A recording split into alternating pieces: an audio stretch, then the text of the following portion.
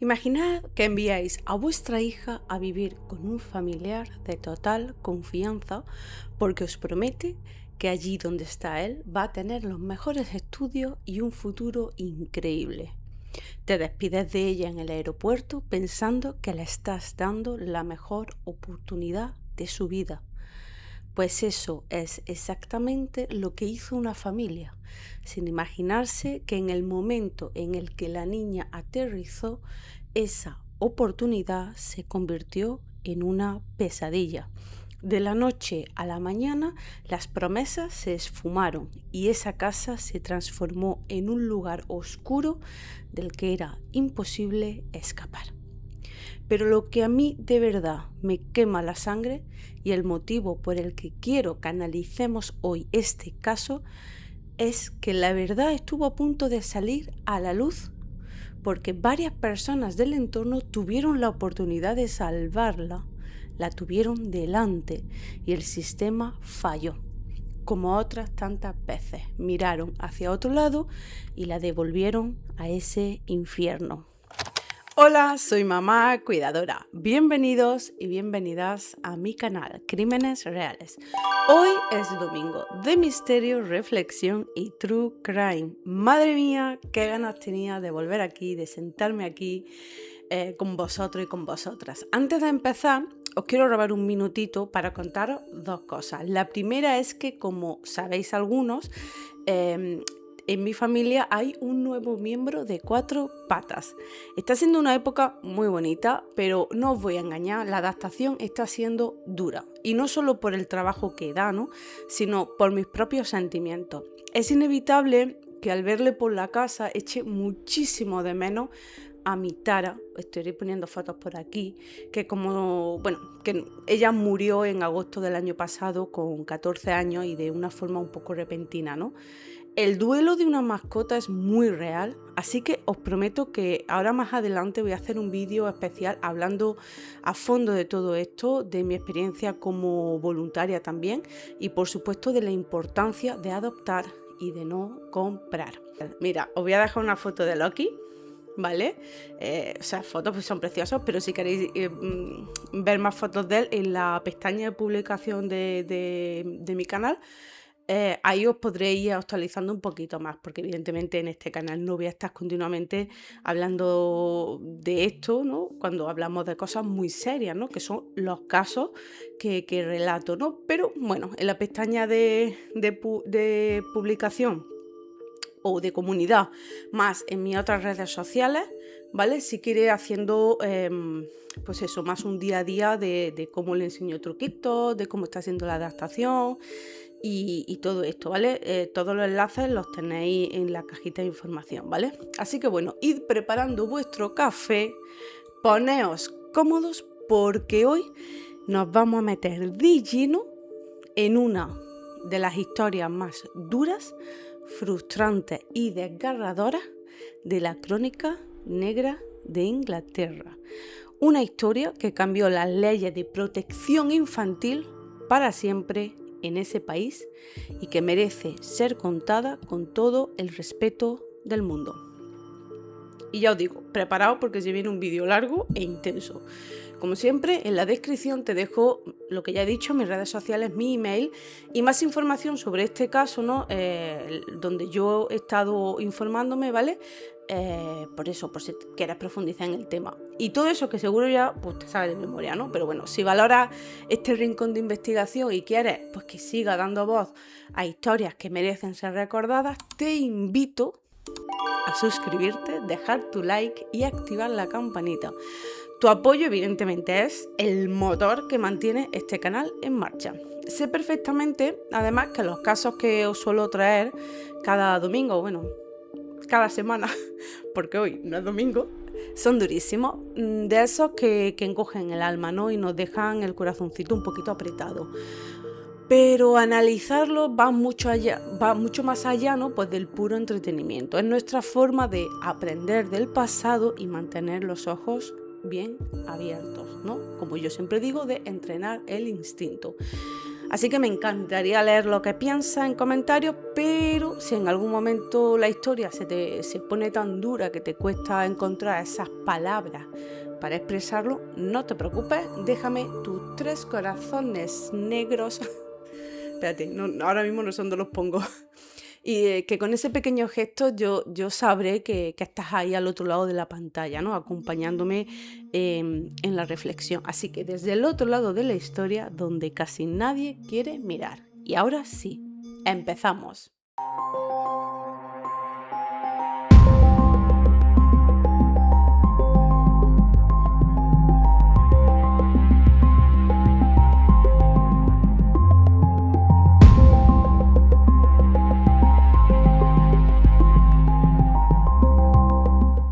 Hoy nos vamos a trasladar desde Costa de Marfil, que es un país de la región occidental de África en la costa atlántica, pasando por Francia y terminando en Inglaterra, concretamente en Londres. Para entender cómo empezó todo, nos tenemos que trasladar a finales de los años 90. Allí conocemos a nuestra pequeña gran protagonista y desgraciadamente protagonista de hoy, Victoria Klimbé. Victoria era una niña que vivía, como ya digo, en Costa de Marfil, más específicamente en el humilde y ruidoso municipio de Abobo, en Abiyán, ¿no? Que además Abiyán es la capital del país, ¿no? De Costa de Marfil. Quienes la conocieron en su infancia la recuerdan pues, como una niña, pues lo que es, una niña sana, inteligente, despierta, alegre, llena de esa energía que solo un niño tiene, ¿no? Y allí vivía con sus padres, Francis Klimbé y Berthe Amoisi. Disculpadme si no lo pronuncio bien, ¿vale? Y también vivía con sus hermanos. La familia formaba parte de una comunidad muy unida y de hecho Victoria era considerada una niña muy brillante en su escuela local de Abiyán antes de que sucediera la historia por la que, ya digo, desgraciadamente estamos aquí, ¿no? Su vida dio un giro absoluto en el año 1998, cuando una tía abuela paterna de la niña, es decir, la tía del padre, llamada Marie-Thérèse Couau, viaja desde Francia para visitar a la familia. Marie-Thérèse se presenta ante los padres de Victoria como una mujer exitosa, establecida en Europa, con una vida acomodada y llena de oportunidades, ¿no? En este viaje, cuando Marie-Thérèse les hace una propuesta, ¿no? Que a ojos de cualquier padre que busca pues, lo mejor para su hijo, ¿no? Parecía un regalo caído del cielo. Les promete que si se lleva a Victoria con ella a Europa, se encargaría de que reciba una educación magnífica en los mejores colegios y de que tenga un futuro brillante, que en su país natal sería muy, muy complicado. Los padres de Victoria, actuando con un amor absoluto y también con una fe ciega, aceptan. Se despiden de su hija pequeña pensando que la están enviando hacia una vida mejor. No tenían forma de saber que en el momento en el que la niña se subió a ese avión con pasaporte falso, lo que acababa de empezar no era un viaje de estudio, era una cuenta atrás hacia el horror. O sea, yo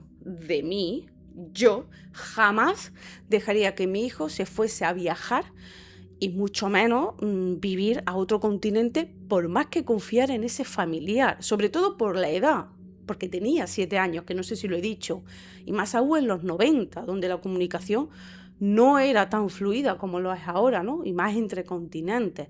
Y ojo, aquí yo no estoy culpando a los padres, porque hay que entender también la situación y las circunstancias en las que estaban, ¿no? Francis y Berthe tenían una familia numerosa, porque Victoria era la quinta de 7 hermanos, ¿vale? Vivían en una zona de clase trabajadora bastante pobre y además el padre trabajaba en la hostelería. Como te puedes imaginar, con 7 hijos a cargo, la economía familiar era muy ajustada y el día a día era difícil. Sin embargo, hay un detalle cultural fundamental que el propio padre explicó en la investigación oficial mucho después de que todo sucediera y que es vital para que entendamos el contexto sin juzgar a los padres. En la sociedad de Costa de Marfil y en muchas otras partes de África Occidental existe una fuerte tradición arraigada de acogimiento familiar solidario. Los hijos no se ven solo como responsabilidad exclusiva de los padres, sino de toda la familia extendida, tíos, abuelos, etc. Cuando un pariente que ha tenido éxito o vive en el extranjero se ofrece a educar a un niño de la familia, no se ve como deshacerse del hijo, sino todo lo contrario, se considera el mayor privilegio y un acto de amor puro para darle una oportunidad que sus padres, por sus propios medios, no pueden pagar. Yo yo quiero creer que en la mayoría de casos el hijo que se va con un familiar exitoso que vive en el extranjero, a ese niño se le adora, se le cuida y bueno, si alguien me está viendo que habla español y que sea de esa zona del continente africano, de Costa de Marfil o de alguno de los países aledaños y me quiere confirmar que esto es así, pues mira, déjamelo en comentarios, o si por el contrario me equivoco, pues perdonadme y déjamelo en comentarios también, ¿vale? Pero retomando la historia, Victoria se monta en el avión con Marie Therese, con un pasaporte falso, como ya he dicho. Y aquí viene la primera negligencia de esta historia, ¿no? Antes incluso de pisar suelo europeo. La tía abuela, como he dicho, no usó los papeles de Victoria, usó un pasaporte falso. ¿Cómo se coló entonces en la frontera? Pues porque la foto era de otra niña y, bueno, las facciones de los niños a cortas edades pueden ser similares, ¿no? Quizás hasta al ser parte de la misma familia había ciertas similitudes. Pero también seamos claros, por esa dejadez tan típica de los controles de la época, donde para muchos funcionarios occidentales los rasgos de una niña africana les parecían suficientemente similares y pues no se molestaban en mirar dos veces pues, para concretar si de verdad era la misma persona, ¿no? Cuando salieron de Costa de Marfil en noviembre de 1998, ¿vale? Marie Therese Couau se llevó a Victoria a una zona de París, ¿vale? Concretamente a un suburbio llamado Villepinte, un municipio al norte de París, ¿vale? Allí estuvieron viviendo unos 5 meses aproximadamente, ¿vale? Y durante ese tiempo, Marie Therese o María Teresa, no sé, igual me salen los dos durante todo el vídeo, durante ese tiempo Marie Therese incluso intentó matricular a Victoria en una escuela local y solicitó incluso ayudas sociales al gobierno francés. De hecho, las autoridades francesas llegaron a emitir una orden de alerta porque sospechaban que ella estaba utilizando a la niña de manera fraudulenta para cobrar subsidios e hijos por hijo a cargo, ¿no? Al verse presionada por los servicios sociales franceses y ver que no iba a conseguir el dinero que quería, Marie Therese, decidió huir con la niña. Cruzaron el Canal de la Mancha y llegaron a Londres el 24 de abril de 1999. Los primeros 7 días, es decir, del 24 de abril al 1 de mayo del 99, se alojaron en un pequeño hostal tipo bed and breakfast en la zona de Acton. Y los siguientes 2 meses, es decir, de mayo a principios de julio, como el dinero se les estaba acabando, acudieron a los servicios de personas sin hogar ingleses y la derivaron a un hostal para familias vulnerables en Harlesden.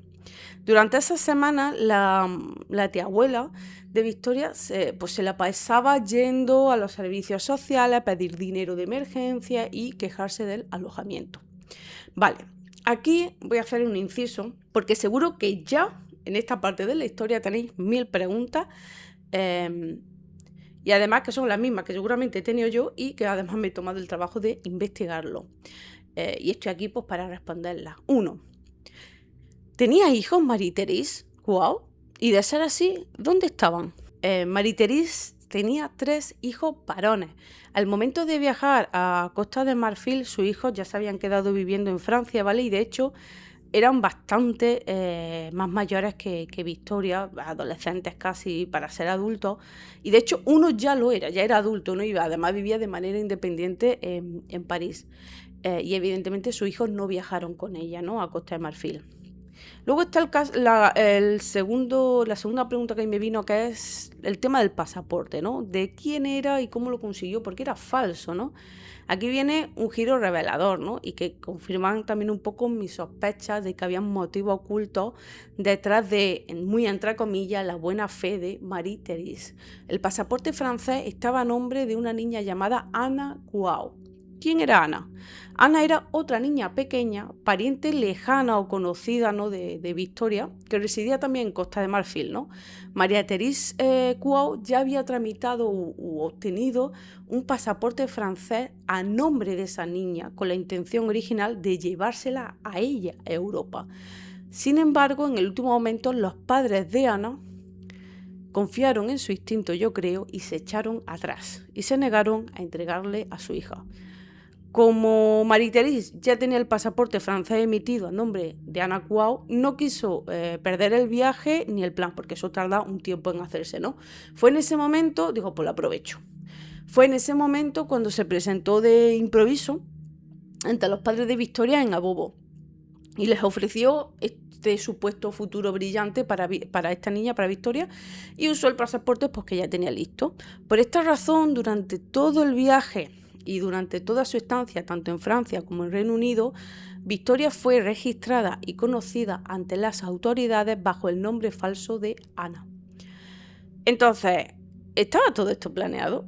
Totalmente, me estoy adelantando la historia, pero es que, o sea, el informe Lamin, que luego explico qué es, expone que las intenciones de Marie-Thérèse eran estrictamente económicas desde el primer día.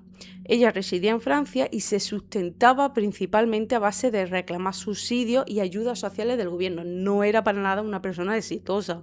Su plan de viajar a Costa de Marfil para traer a una niña pequeña a Europa tenía un objetivo claro: utilizar a esa menor para solicitar ayuda por hijo a cargo y aumentar drásticamente sus ingresos por asistencia social. No le importaba qué niña fuera. Cuando el plan con la familia de Ana falló, buscó inmediatamente un reemplazo en la familia de Victoria para poder ejecutar su plan. Pero, como ya digo, ¿era la vida de Marie-Thérèse tan exitosa en Europa como lo hizo crear sus familiares? Pues no, como ya he dicho, si vivía de ayudas sociales, ¿no? Además, Marie-Thérèse se había divorciado de su marido muchos años antes, concretamente en 1978 en Francia. Además, este hombre falleció bastante tiempo después, en 1995, unos años antes de toda esta historia que os estoy contando, ¿no? Y como digo, ella vivía sola, sus hijos estaban fuera y dependía completamente, pues eso, de ayudas sociales y todo el tema, ¿no? Así que bueno, a mí me queda súper claro casi desde el principio que quería usar a la pobre Victoria, ¿no? Volvemos a Londres, ¿vale? Marie-Thérèse y Victoria estaban recibiendo ayudas sociales, pero el 6 de julio de 1999, Marie-Thérèse Quao y Victoria se mudaron definitivamente al piso de Carl Manning, la nueva pareja de la tía abuela. A partir del momento en el que los tres se mudan juntos, que además se mudaron juntos a un piso diminuto de Tower Gardens Road en el distrito de Haringey en Tottenham, al norte de Londres, las promesas se borraron por completo, ¿no? Y la vida de Victoria se transforma en una auténtica pesadilla a puerta cerrada. Es a partir de ese día de julio, del 6 de julio, cuando la violencia y el aislamiento se desataron con total brutalidad en esa casa. Carl Manning era un conductor de autobús urbano, un hombre frío y sumiso a los arranques de Marie-Thérèse. Al principio Manning testificó que él no quería que se mudaran con él, ¿no? Pero Marie-Thérèse lo manipuló, claro. Pronto él mismo se convertiría en un maltratador activo. El informe Lamin detalla que el abuso escaló de forma sistemática, como suele pasar, ¿no? Un poco también para romper el espíritu de la niña. Y además, como este caso tiene tanta información y fecha, bueno, pues voy a intentar contarlo de manera cronológica, sin entrar mucho en los detalles morbosos, porque al fin y al cabo estamos hablando de una víctima que además era menor. Bueno, 6 de julio... ¿vale? Cronológicamente hablando, 6 de julio, Marie-Thérèse y Victoria se mudan al piso del tipo este de Carl Manning. A mediados de julio, ¿vale? Tenemos la primera alerta, con la niñera. Marie-Thérèse contrata a una mujer llamada Marie-Aimée Lawson para cuidar a Victoria. La niñera ve marcas de golpes y cicatrices sospechosas. Llama de forma anónima a la Sociedad Nacional para la Prevención de la Crueldad contra los Niños, ¿vale? Entonces una trabajadora social visita el piso, pero Marie-Thérèse la engaña diciendo que la niña tiene sarna y que se rasca sola, y el caso se archiva. Ahora nos vamos al 14 de julio. Segunda alerta, el primer hospital. Victoria es ingresada de urgencia en el Hospital Central de Middlesex con sospechas de abuso físico y desnutrición. Presenta además quemaduras de cigarrillo. Los médicos avisan a los servicios sociales de Brent. Sin embargo, Marie-Thérèse llora, manipula, que no sé cómo, pero manipula el personal y dice que las heridas son por sarna y autolesiones. Claro, la niña cogía el cigarrillo, y se quemaba. Muy lógico todo. Una niña, además, hablamos de 7 años. 24 de julio, la tercera alerta, ¿vale? Victoria es trasladada al hospital North Middlesex tras otro episodio de lesiones. Quemaduras con agua hirviendo, según Marie-Thérèse. El hospital emite una alerta roja por sospecha de abuso infantil. Es decir, en menos de 10 días, 2 instituciones distintas, ¿no? Los servicios sociales por la queja de la niñera y los médicos también del hospital, ¿no? Tuvieron a Victoria en sus manos. El horror ya era evidente a los pocos días de mudarse todos juntos, ¿no? Pero se pasaron la pelota de uno a otro. Aunque los médicos avisaron a servicios sociales, no hicieron mucho más allá para el tema del seguimiento, ¿no? Bueno, pasamos al 6 de agosto, ¿vale? Victoria es dada de alta del hospital. Los servicios sociales del distrito de Haringey asumen el caso, pero cometen un error criminal. Dan por buena la versión de Marie-Thérèse sin investigar a fondo. Cierran el caso alegando que las explicaciones de la familia son, muy entre comillas, coherentes. A partir de este momento, Victoria queda atrapada y sin protección legal. La violencia en la casa se desborda porque Marie-Thérèse y Manning se creen impunes. Ahora nos movemos hasta noviembre del 99. Para este mes, Victoria ya no puede usar la cama. La obligan a vivir y dormir en el suelo del baño helado, metida en una bolsa de basura negra para que no ensucie. Palabras de ellos. Manning empieza a golpearla con cable eléctrico y con un martillo pesado del propio autobús que él conducía. Y el 11 de noviembre llegaría la cuarta alerta, ¿vale? Un agente de la Unidad de Protección al Menor de la policía visita el piso tras una notificación burocrática pendiente, es decir, de las anteriores que hicieron.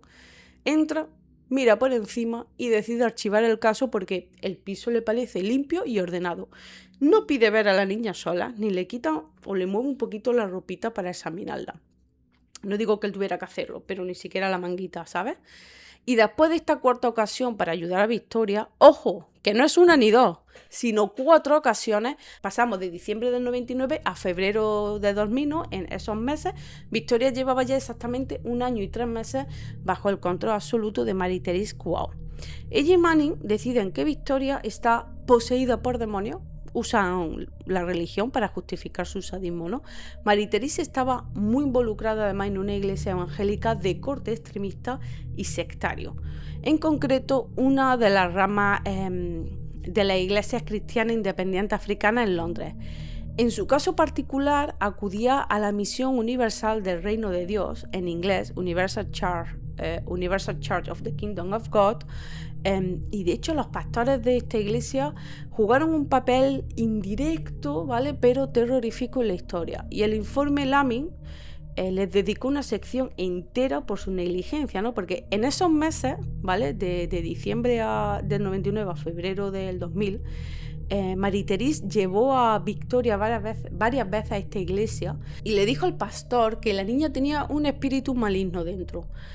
Y en lugar de alertar a las autoridades al ver, porque tuvo que ver el estado físico de la niña, el pastor estuvo de acuerdo en que estaba poseída y le recomendó a esta señora, a Marie-Thérèse, que hicieran unos ayunos forzados y oraciones intensas para expulsar al demonio. Esos dos miserables usaron esta confirmación religiosa para justificar el sadismo que estaban imponiendo en casa.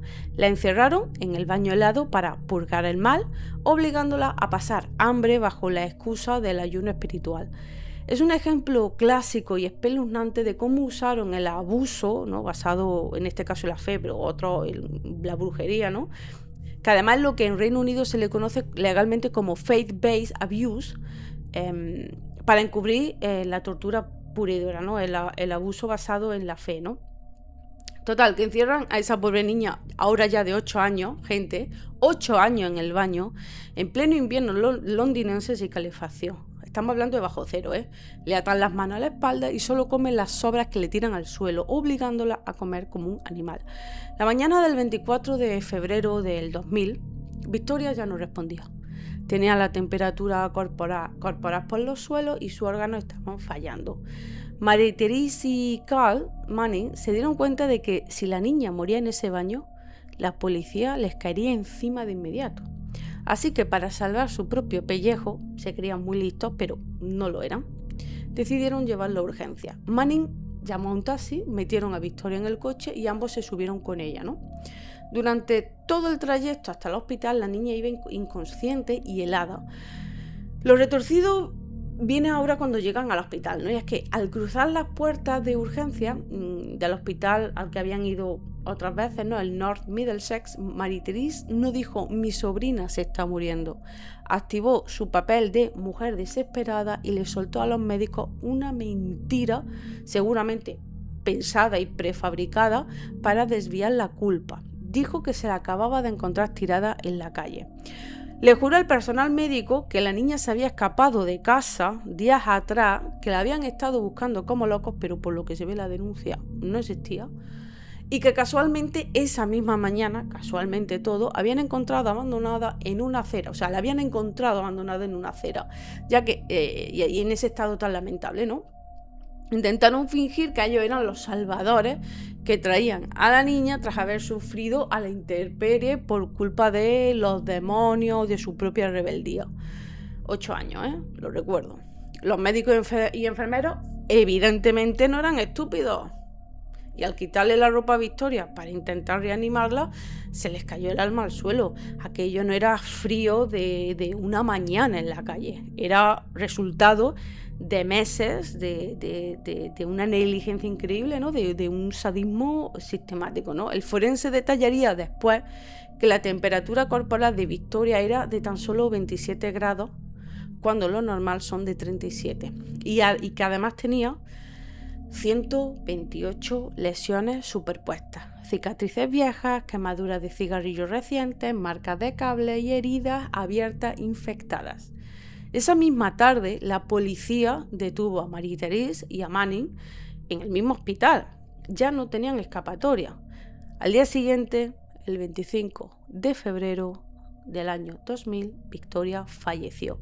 De hecho, pongo en pantalla el mapa de lesiones o diagrama corporal forense que hicieron de Victoria, que, por cierto, como podéis observar, el nombre que le dieron a Victoria es el de, os recuerdo, el de Ana Kuao, ¿no?, el del pasaporte falso, ¿no? Bueno, en este mapa, por si alguien no lo sabe, ¿vale?, es una plantilla con la silueta humana que usan los médicos forenses durante la autopsia para ir anotando, dibujando y numerando de forma exacta pues, cada herida, cicatriz, quemadura, ¿vale? En el caso de Victoria, como ya observáis en el dibujo, la silueta estaba prácticamente cubierta de marcas. Es un cuerpo de una niña de 8 años, ¿vale? O sea, estaba cubierto de marcas por completo, de pie a cabeza, ¿no? ¿Vale? O sea, 128 lesiones en un cuerpo de una niña de 8 años. O sea, yo sé que lo repito porque a mí esto me ha dejado... Es que, en fin, yo, perdonadme, pero a mí es que esto no me entra en la cabeza, ¿no?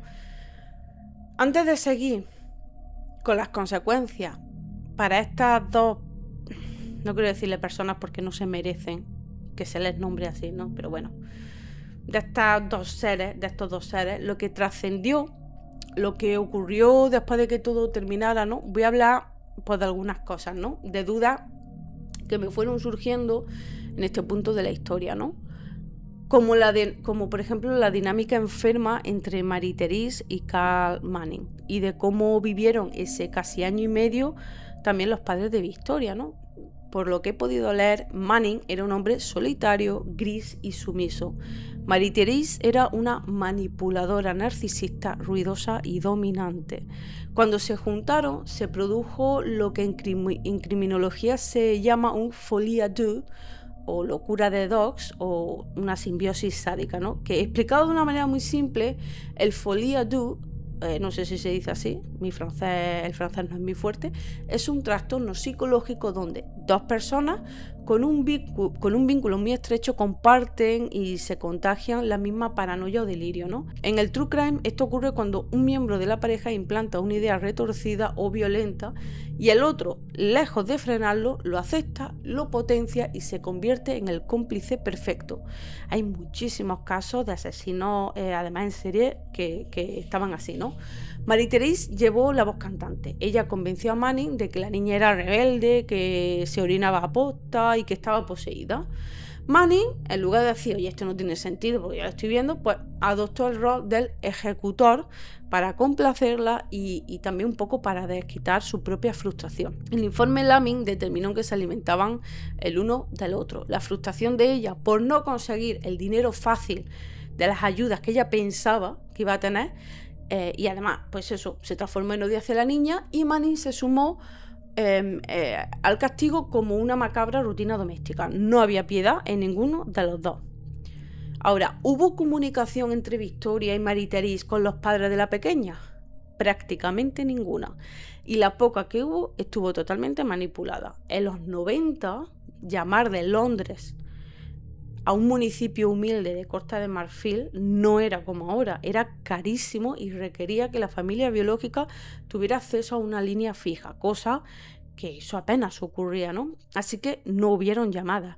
El engaño también de las cartas, ¿no? Porque Marie-Thérèse mandó un par de cartas al principio del viaje diciendo que todo era maravilloso, que todo iba estupendamente y que Victoria estaba genial, estupenda y pasándoselo muy bien. Nunca en esas cartas les mandó una foto de la niña, ¿no? Pero Francis y Berce, los padres, empezaron a preocuparse seriamente cuando pasaron los meses y no recibían noticias de su hija, ¿no? Intentaron contactar con Marie-Thérèse a través de familiares lejanos que estaban en Francia, pero como sabéis, ella ya se había mudado a Londres en secreto, así que ni siquiera esos familiares sabían dónde estaban. Los padres estaban completamente a ciegas, atrapados en otro continente, confiando en la palabra de una tía, abuela o tía del padre que creían honorable, ¿no? Cuando quisieron reaccionar ya era demasiado tarde. La siguiente pregunta que me surgió es el entorno. Nadie vio ni sospechó nada. El nivel de aislamiento que lograron fue espeluznante, ¿no? Pero sí que hubo personas que vieron cosas, evidentemente. Es imposible que nadie viera nada, ¿no? Y trágicamente sus sospechas pues se diluyeron en la burocracia, ¿no? Pues por ejemplo el caso de la niñera, ¿no? Los hijos de Marie-Thérèse, sus 3 hijos varones, como ya he dicho, se habían quedado en Francia, y tras la huida de Marie-Thérèse con Victoria a Londres en abril del 99, pues perdieron el contacto diario con su madre, ¿no? No sabían lo que estaba pasando en ese piso de Tottenham. Los vecinos de Manning, por otro lado, vivían, porque vivía en un bloque de pisos. Algunos vecinos declararon después que a veces oían ruidos extraños o llantos amortiguados a través de las paredes. Pero en un barrio masificado y complejo como el de Tottenham, la gente tendía a no meterse en los problemas ajenos. Y evidentemente nadie llamó a la policía por los ruidos pues, que pasaban dentro de aquel baño, ¿no? Y para mí un poco al principio me pareció una contradicción, que luego ya lo entendí, ¿no? Pero ¿por qué contrataron a una niñera si querías hacerle daño, ¿no? Para mí esta era la pregunta del millón, ¿no? Porque si tu intención es esconder un crimen y maltratar a una niña, ¿por qué metes a una extraña, ¿vale? La niñera esta que os digo, Marie-Aimée Lawson, en tu casa, ¿no? Porque al principio a Victoria no la veían como un cadáver que ocultar, ¿no? La veían como un negocio. Pero cuando una niñera habló, ¿no? En lugar de parar, decidieron levantar un muro silencioso y absoluto alrededor de ella, ¿no? Yo creo que por una mezcla de arrogancia criminal, necesidad y el verdadero objetivo del plan. Repito, que para ella Victoria era un papel de trabajo para cobrar ayudas, para cobrar subsidios franceses o británicos. Marie-Thérèse tenía que ir de oficina en oficina, rellenar formularios, hacer colas y acudir a citas. No podía llevar a la niña a rastra a todas partes. Si quería parecer que una mujer que buscaba empleo o asistencia de emergencia, también un poco yo creo que por las señales de violencia que ya la niña estaba mostrando, ¿no? Así que contrató a la niñera por pura necesidad logística. Además, tenía esa sensación de impunidad total de una persona tan manipuladora como ella, ¿no? Pensaba que si la niñera veía algo, bastaría con poner una excusa, ¿no? Por ejemplo, lo de que tenía sarna, ¿no? Y la niña se autolesionaba. Y además, luego pasó lo del hospital, los servicios sociales y hasta la policía que le siguieron el juego, ¿no? Y fue precisamente por eso, porque la niñera no se dejó manipular y vio lo que estaba pasando y sospechó y dio la primera alerta, ¿no? Y también un poco por eso fue que Marie-Thérèse se dio cuenta de que el mundo exterior pues, podría ser peligroso, ¿no? Para su plan. Fue justo después de que fallaran las primeras alertas, ¿vale? En agosto del 99, cuando la pareja decidió cortar por lo sano y retiraron a la niña de la vista de todo el mundo, ¿no? Y la encerraron permanentemente en el baño. El juicio contra Marie-Thérèse Kouao y Carl Manning comenzó en noviembre del 2000 en el tribunal de Old Bailey, Londres. Durante las semanas que duró, el país entero se horrorizó al escuchar los detalles, ¿no? De ese mapa de lesiones forenses que he comentado antes y del propio testimonio de los médicos. La actitud de los acusados fue predecible en este tipo de personas, ¿no? Lejos de mostrar arrepentimiento, se pasaron la pelota del uno al otro. Manning, por su lado, intentó alegar que solo obedecía las órdenes de Marie-Thérèse porque le tenía miedo. Y Marie-Thérèse, fiel a su narcisismo, intentó culpar a los demonios, a la religión y al propio hospital, negando ser una torturadora. El veredicto, que llegó unos meses después, el 12 de enero del año 2001, ¿vale? Fue que ambos fueron declarados culpables de asesinato y crueldad infantil y fueron sentenciados a cadena perpetua. El juez del caso, William Macpherson, describió el calvario de Victoria como la peor pesadilla imaginable y dejó claro que lo que habían hecho estas personas no tenía nombre. Como dato que se me ha pasado a decir antes, cuando ocurrieron los hechos entre 1999 y febrero de 2000, Marie-Thérèse Kouao tenía 43 años y Carl Manning tenía 27 años. Ella era bastante mayor que él, lo que refuerza un poco esa dinámica de manipulación y dominio que se ejercía en la casa. La indignación social era tan masiva que el gobierno británico no pudo despachar el caso simplemente metiendo a estos dos monstruos en la cárcel. Sabían que el sistema tenía las manos tan manchadas de sangre como ellos. Por eso el gobierno encargó una investigación pública oficial independiente liderada por Lord Laming, un reputado experto en servicios sociales. Su trabajo se publicó en enero del año 2003 como el famoso informe Laming y que en este vídeo ya lo he ido mencionando bastantes veces, ¿no? Lord Laming no se cayó nada. Su informe determinó que Victoria no murió porque sus torturadores fueran listos, sino porque el sistema fue increíblemente negligente. En sus conclusiones dejó una frase lapidaria para la historia de la burocracia británica, y leo textualmente: la peor valoración que se puede hacer de los servicios implicados es que se necesita muy poca habilidad para fallar a una niña de la forma en la que se le falló a Victoria. Lo único que hacía falta era que la gente no hiciera su trabajo. Este informe contenía más de 100 recomendaciones drásticas para que una tragedia así jamás volviera a repetirse. Esto provocó el mayor cambio legislativo en la historia de la protección de la infancia en Reino Unido. La creación de Every Child Matters, ¿vale? 2003, se lanzó este programa nacional que se traduce como Cada niño importa, para obligar a que la policía, los hospitales, los colegios y los servicios sociales compartieran datos obligatoriamente. El gran fallo con Victoria fue que cada institución tenía un trozo de información, pero nadie hablaba entre sí, ¿no? Con esta reforma se creó un sistema centralizado. También la Ley de la Infancia del año 2004, ¿no? Esta ley modificó la estructura legal británica, ¿no? Y creó la figura oficial del comisionado de la infancia, un defensor del menor a nivel estatal, y penalizó severamente a los profesionales de la salud o servicios sociales que ignoraran o no reportaran de forma inmediata un indicio de abuso. Esto, volvemos a lo mismo, puedes hacer todas las leyes que tú quieras, pero si luego las personas que están en ello, que están involucradas, no hacen bien su trabajo o no tienen las competencias, no tienen las actitudes, no tienen la formación, no sé cómo decirlo, puede seguir pasando, porque tenemos más casos de niños que fueron maltratados, abusados y asesinados bajo esta creencia de religión, de secta, de brujería, de lo que tú quieras, incluso después del caso de Victoria, ¿no? Entonces, claro, mucha ley, está muy bien la reforma, pero claro, luego hay que aplicarla y luego hay que formar también a la gente, dando por hecho que la gente que está tanto de los hospitales como en servicios sociales como en la policía son gente que quieren ayudar a los seres humanos, pero bueno, no siempre se aplica, aquí sabemos de eso, ¿no? A día de hoy ambos siguen vivos y en prisión, evidentemente no siguen juntos, ¿no? Porque su simbiosis se rompió en el mismo momento en el que la policía los detuvo, ¿no? Durante el juicio, como ya he dicho, pues se dedicaron a atacarse mutuamente para intentar salvarse, ¿no? Al ser condenados a cadena perpetua, fueron separados y enviados a prisiones de máxima seguridad distintas, ¿no? Del Reino Unido. No han vuelto a hablar públicamente ni han dado entrevistas.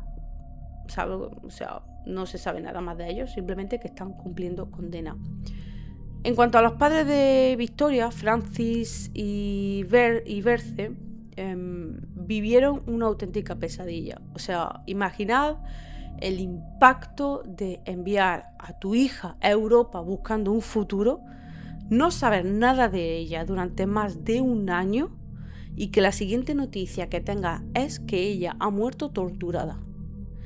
Viajaron desde Costa de Marfil a Londres para el juicio gracias al apoyo de organizaciones benéficas y del propio gobierno británico y estuvieron presentes en el tribunal de Old Bailey, teniendo que escuchar, con la ayuda de un intérprete evidentemente, los detalles más escabrosos y terroríficos de la autopsia de su hija, incluidos los detalles de las 128 lesiones. Fue devastador para ellos.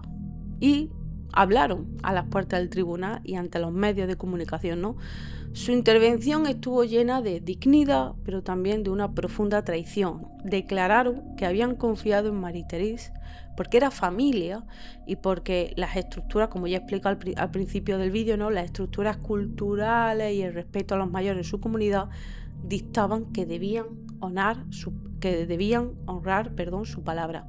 Francis Climbié agradeció al pueblo británico por su apoyo, ¿no? Pero lanzó una crítica feroz a las instituciones que vieron las heridas de su hija y no hicieron nada.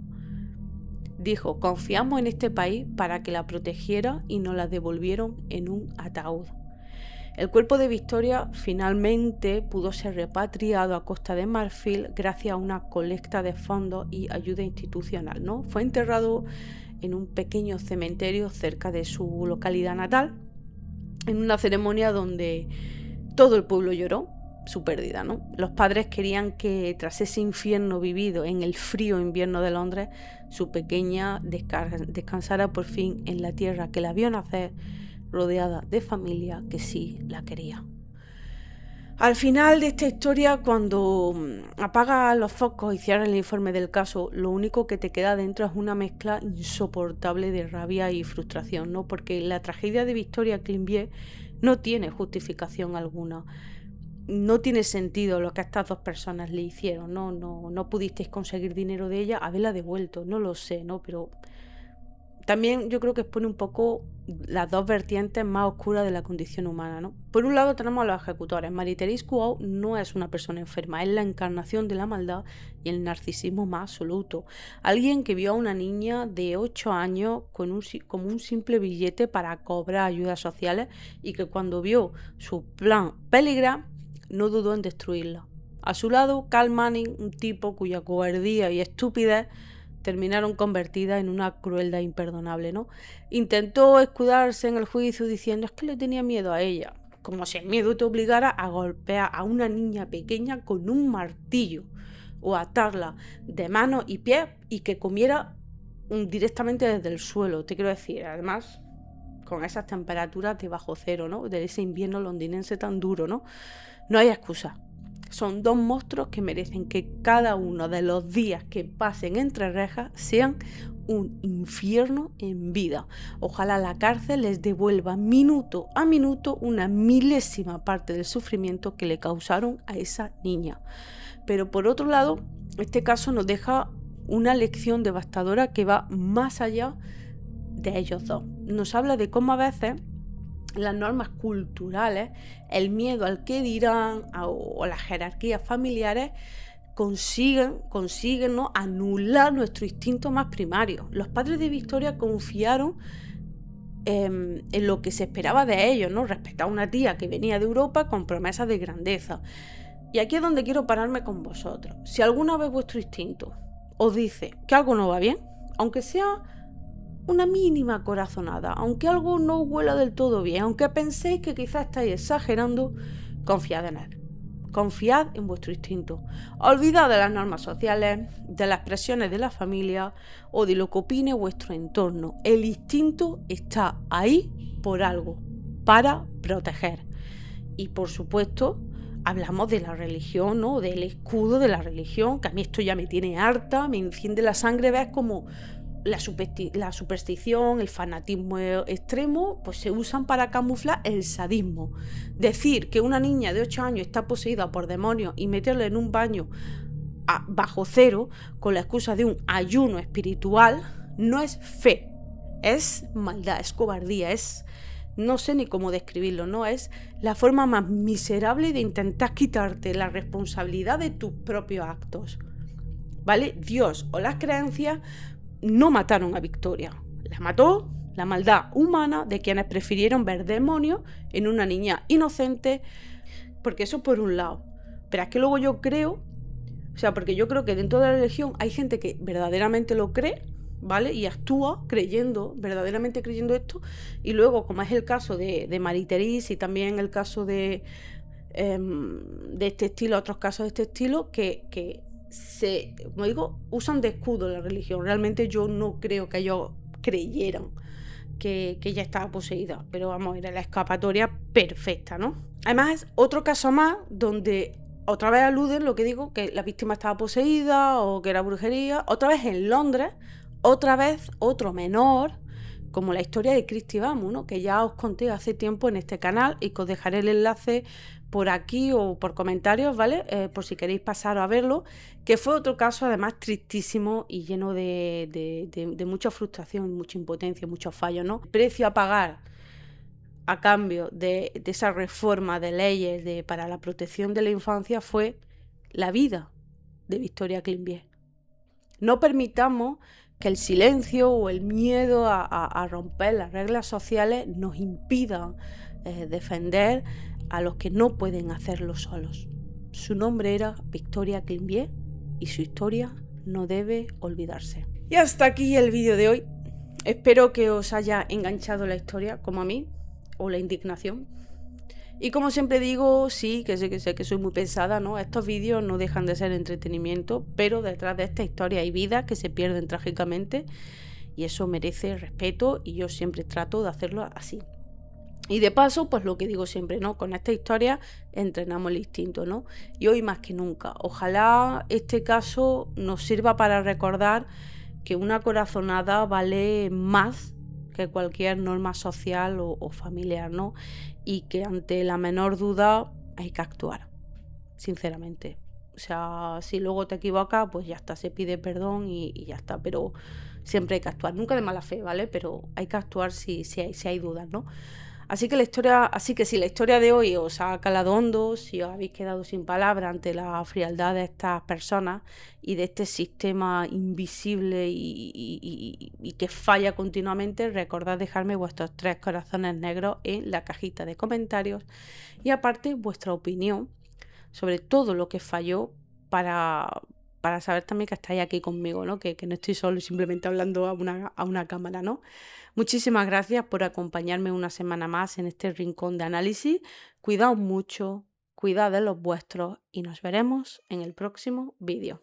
Adiós.